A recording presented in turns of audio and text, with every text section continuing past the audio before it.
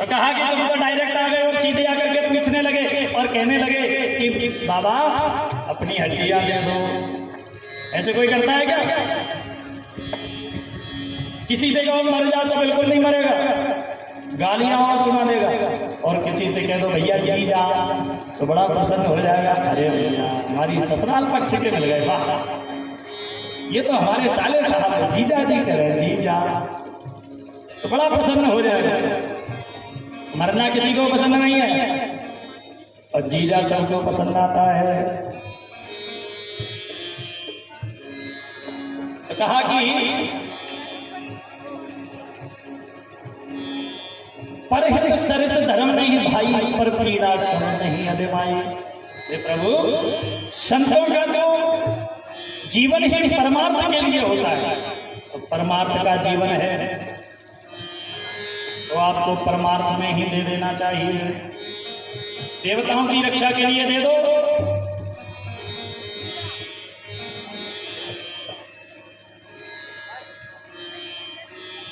जब पूछा कि ऐसा किसने कहा, तो कहा कि नारायण ने कहा है, नारायण ने ही हमें भेजा है।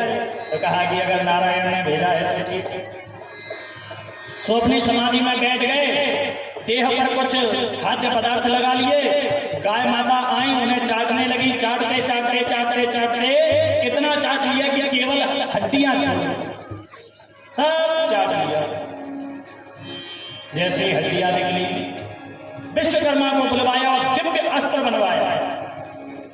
अस्त्र लेकर के और चला इंद्र वृत्तासुर को मारने के लिए। इधर वृत्तासुर आ गया सामने। जैसे ही उस वज्र को उठा करके वृत्तासुर के सामने किया, सो वृत्तासुर को उस वज्र में बिहारी जी के दर्शन हुए। बोलो वृंदावन बिहारी लाल के। जयकारा नहीं लगाते आप लोग? उपास है क्या? व्रत है? आज थोड़ी व्रत हो रहा है, व्रत है। आज तो संडे है ना, रविवार का सूर्य के लिए व्रत रखा होगा। जब व्रत नहीं है तो जयकारा लगाने में कंजूसी कैसे? जोर से जयकारा लगाना।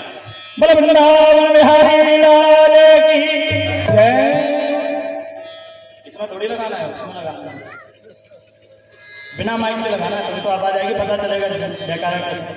जयकारे की जय घोष इतना होना चाहिए, बिरौली गांव में नहीं, द्वारका में नहीं, नए गांव में और इधर पिपारा और डावर, जितने भी गांव हैं सभी में पता चलना चाहिए कि बिरौली गांव में करण सिंह दाऊ जी के यहाँ भागवत हो रही है, तो जयकारा लग रहा है।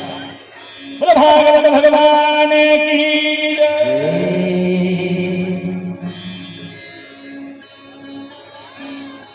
जैसे भी बिहारी जी के दर्शन हुए, हाथ जोड़ करके खड़ा हो गया, प्रभु आपने खूब दर्शन दिए, गदगद हो गया। परमात्मा का परम भक्त था वृत्तासुर।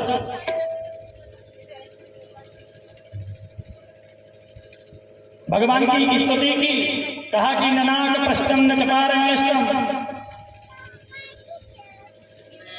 ना ही मुझे मोक्ष चाहिए, ना ही सार्वभौम पदवी चाहिए,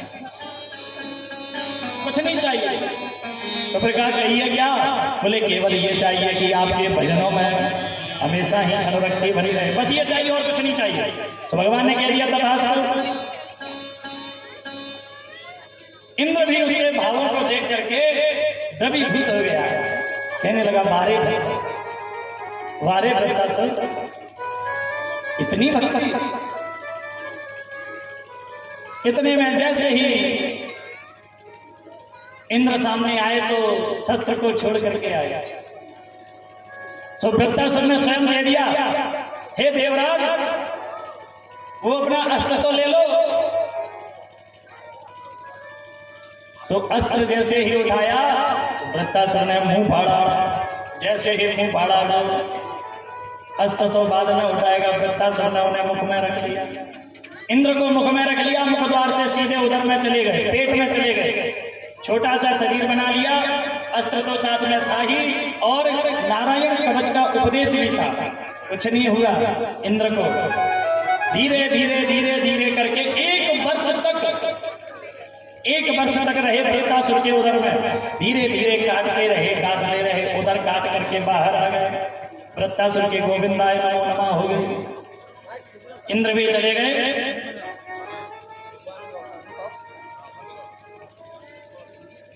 परीक्षित जी ने पूछा कि प्रभु ये वृत्तासुर इतना बड़ा भक्त क्यों था? जब ये इंद्र को मारने आया तो फिर इतना बड़ा भक्त क्यों था? सुखदेव जी कहते हैं कि राजा, ये चित्रकेतु नाम का राजा था जो परमात्मा का अनन्य भक्त था।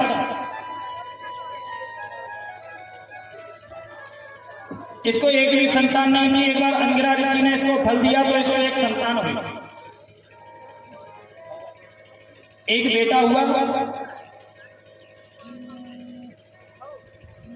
अन्य रानियां थी, सबको अच्छा नहीं लगा कि एक रानी को बेटा हुआ है, इसलिए उस बेटे को भी खाने में जहर मिला करके दे दिया और वो भी परम धाम को चला गया। अब तो बेचारा रोने लगा, बिलखने लगा, कहने लगा कि प्रभु, कहने लगा कि जब देना ही था तो ऐसा क्यों दिया?